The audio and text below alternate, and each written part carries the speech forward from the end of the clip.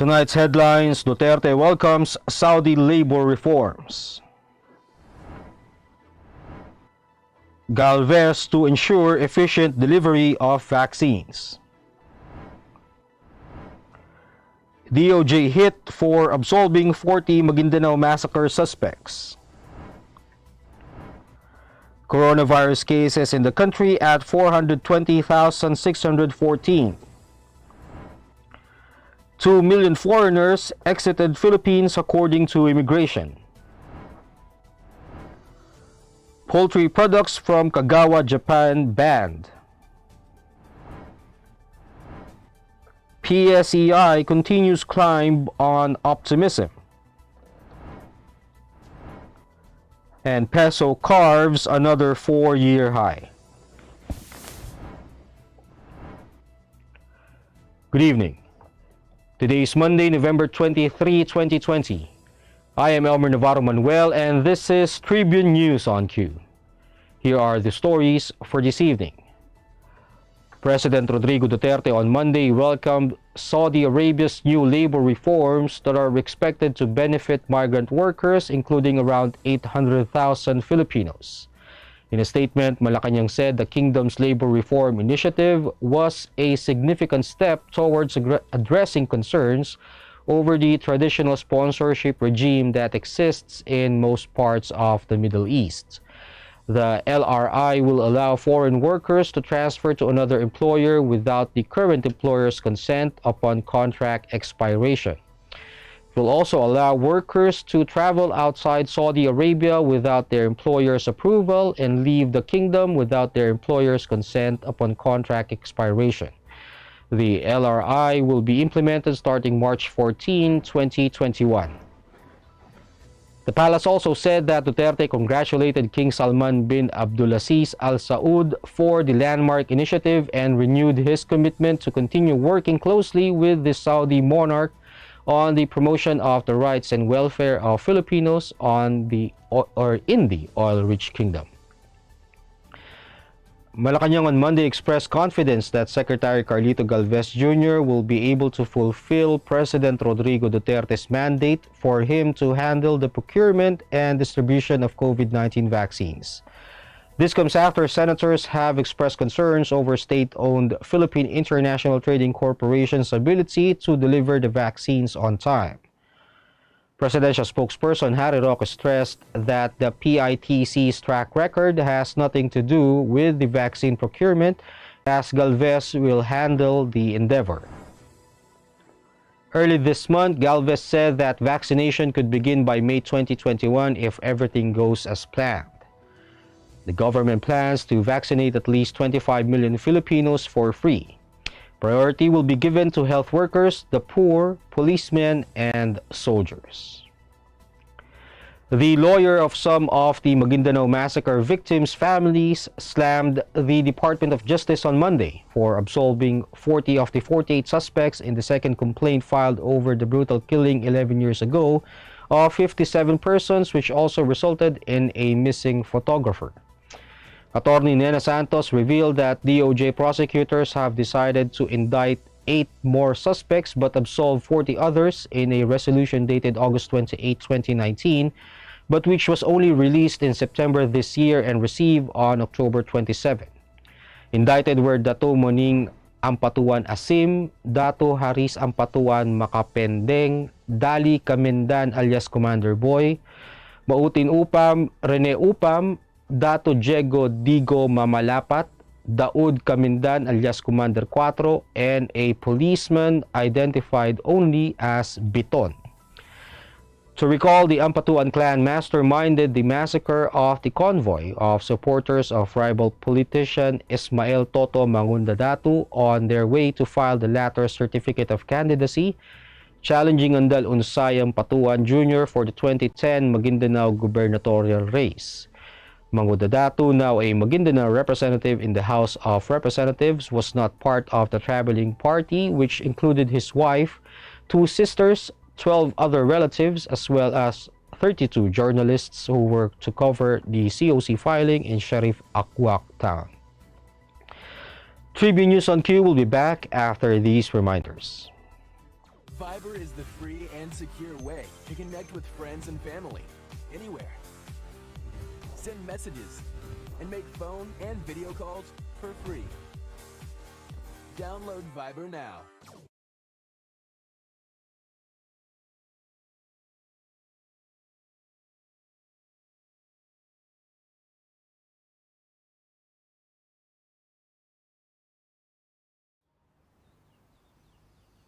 Magsha-shopping na lang ako!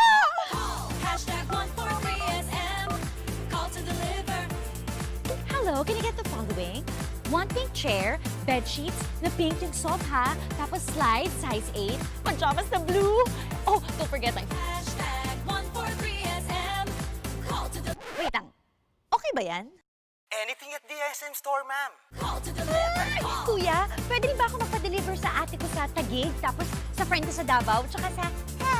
Fiancé ko sa Lipa? Okay ba yan? Kahit saan po, pwede kami Call mag-deliver. to deliver.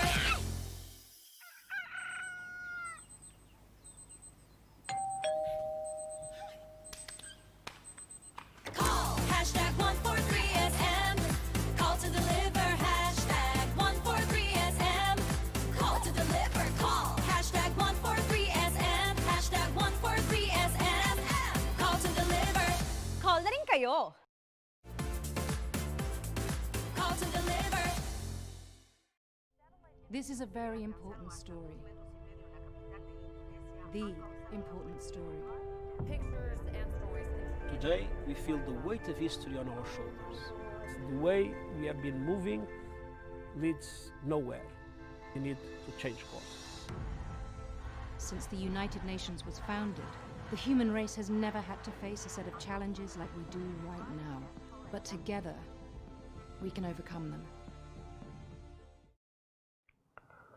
The Department of Health reported 1,799 confirmed coronavirus disease cases on Monday to bring the total number of infections in the country to 420,614, even as 7 laboratories failed to submit data on time.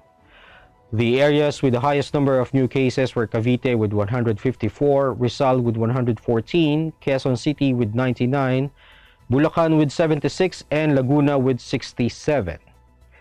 The number of recoveries, on the other hand, rose to 386,604 after 135 patients recovered from the respiratory disease. The death toll is now at 8,173 with 15 new fatalities recorded. The remaining 25,837 are active cases undergoing treatment or quarantine, 83.5% of which are mild, 7.8% are asymptomatic, 2.9% are severe, and 5.5% are in critical condition. The Department of Science and Technology, meanwhile, said clinical trials for potential COVID-19 vaccines may start in the Philippines in December. In other news, the Bureau of Immigration on Monday disclosed that almost 2 million foreigners left the Philippines from January to September amid the COVID-19 pandemic, exceeding the number of arrivals for the first time. Immigration Commissioner Jaime Morente said only 1.5 million foreigners arrived in the country during the same period, most of them coming in before COVID-19 travel restrictions were imposed.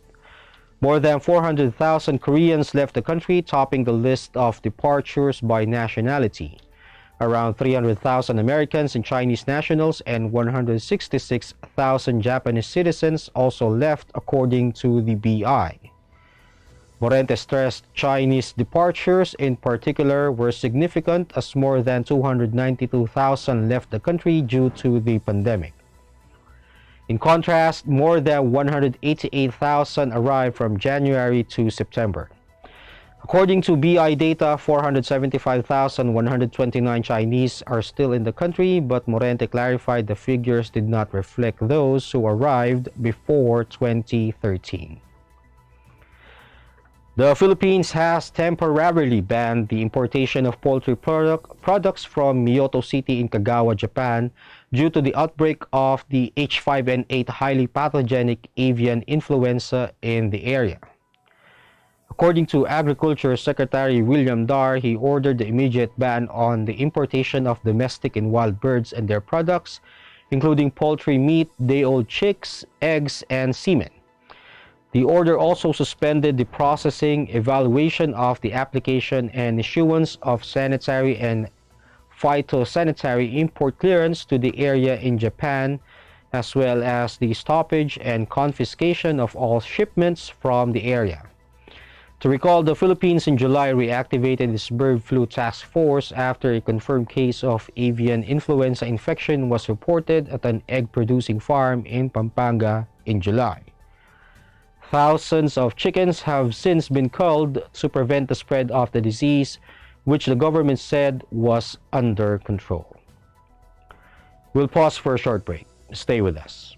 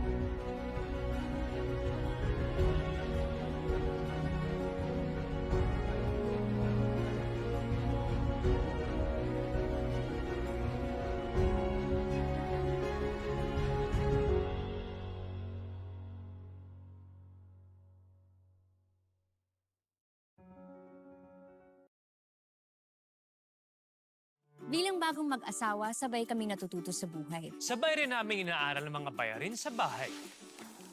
Kahit kami, nagtaka sa biglang laki ng electricity bill namin. Huwag pong mangambang maputulan. Sinisigurado ng Meralco na walang disconnection hanggang September. Estimated bills lang ang natanggap natin ng March, April at para sa ilan, May. Dahil sa lockdown, isang tabi to para hindi na maguluhan. Ang May o June ay actual meter reading na. Kung May, nagka-actual reading, ibabawas dito ang huling reading bago mag-ECQ. Yan lang po ang ating babayaran hanggang 3 buwang konsumo. Kung estimated reading sa May at June nagka-actual reading, ibabawas din dito ang huling reading bago mag-ECQ. Yan lang po ang ating babayaran. Hanggang 4 na buwang konsumo, walang labis. Tandaan, kung ano lang na konsumo, Yun lang ang babayaran. ako po si Mateo G. At ako naman po si Sarah G. G? G!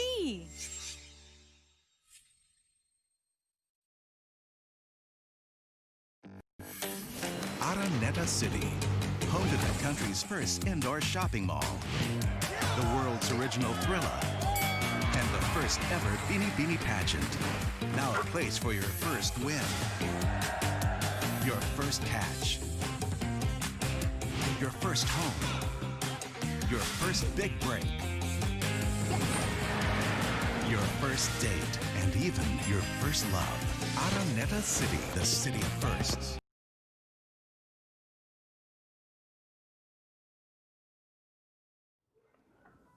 Philippine share prices climbed for the second consecutive trading day on Monday to mark the fresh 8-month highs driven by the optimism on COVID-19 vaccines. The main PSEi gained 8.83 points or 0.12% to 7,178.62 at the closing bell. Its strongest performance of the index in 8 months since it closed at 7,187.44 on February 24, 2020. The broader all shares index rose 34.87 points or 0.83% to 4,254.26. Several companies have reported over 90% effectivity of their vaccines, pushing optimism that global distribution could be realized in the coming months. Rina Capital Development Corporation head of sales Luis Limlingan said that the PSEi settled slightly up as positive developments for a vaccine distribution offset negative reviews of soaring COVID-19 cases and disagreement on new stimulus. More than 10.296 billion shares, valued at 11.929 billion pesos, change hands. Advancers led decliners 147 to 77, and 45 issues were unchanged. And the Philippine peso appreciated further on Monday to carve another 4-year high, still on support from the fresh rate cut by the Bangko Sentral ng Pilipinas last week. The local currency gained 2.5 centavos to close at 48 pesos and 205 centavos to a dollar versus last Friday's finish of 48 pesos and 23 centavos to a dollar. This is the strongest showing of the peso in over 4 years since it closed at 48 pesos and 19 centavos to a dollar on October 24, 2016. Rizal Commercial Banking Corporation Chief Economist Michael Ricafort said that the peso closed stronger against the US dollar on continued gains in the local financial markets after the surprise BSP rate cut that further lowers borrowing costs. The BSP on Thursday last week cut key policy rates effective Friday, November 20, 2020 to new record lows. The overnight reverse repurchase facility at 2%, the overnight deposit at 1.5%, and the overnight lending facility at 2.5%. Ricafort noted that the peso's strength came also after the local stock market reached 8-month highs and some gains in the local bond markets, as well as developments on the possible vaccines for COVID-19. That wraps up the stories tonight. Catch the latest news on our website, tribune.net.ph, and follow us on Facebook, Twitter, and Instagram. You can also subscribe to our YouTube channel, Tribune Now. The Daily Tribune is one with the nation in facing the COVID-19 crisis, and in line with this, the Daily Tribune Digital Edition and Press Reader is now available for free online. You can also download the Daily Tribune app on Apple Store or Google Play to get the latest and most comprehensive news online. Daily Tribune is also inviting everyone to join its community Viber Katribu to get updates on the freshest and hottest news and entertainment stories of the day. Tarsito emoticons are also available on our community Viber. Just visit the sticker store on Viber and search for Katribu. And before we go, we would like to thank the SM Store for my shirt and jacket this evening. Again, this is Elmer Navarro Manuel, and you're watching Tribune News on Cue. Stay safe, stay healthy, and stay at home. Good night, and God bless us all.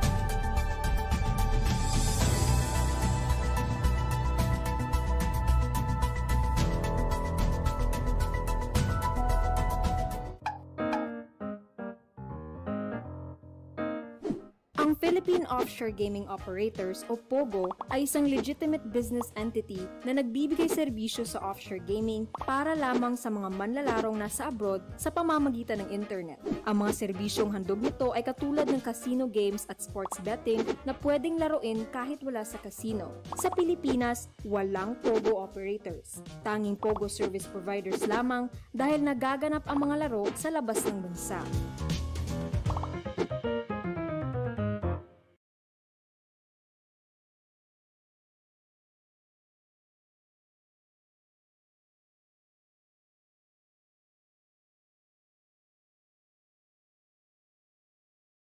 Good morning, sir. How may I help you? Bakit kailangan ko pang pumunta sa bangko? Oo nga naman, sir. Ba't kailangan pang pumunta sa bangko?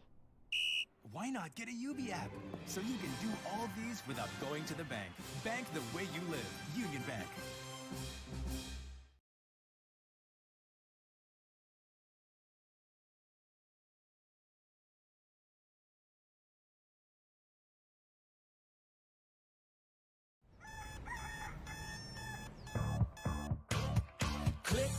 that's it. Never thought self-service can be this slick. Modify plans in a snap, walang hirap, it's a wrap. Just tap the app. Now you can check, view, subscribe, renew. Help and support for you. Out with the Ring apps are the in thing, you know what to do. Globe at home and Globe One, all in the Globe app na yan. Self-service and easy to use, mas okay tayo dyan. Globe at home and Globe One, all in the Globe app na yan. Instant response, no hold time pa, wala nang hintayan. Download Globe at home and Globe One app, all in the Globe app na yan. Download the Globe One and Globe at Home apps from Google Play Store and Apple App Store now. Download Globe at home and Globe One app, all in the Globe app na yan.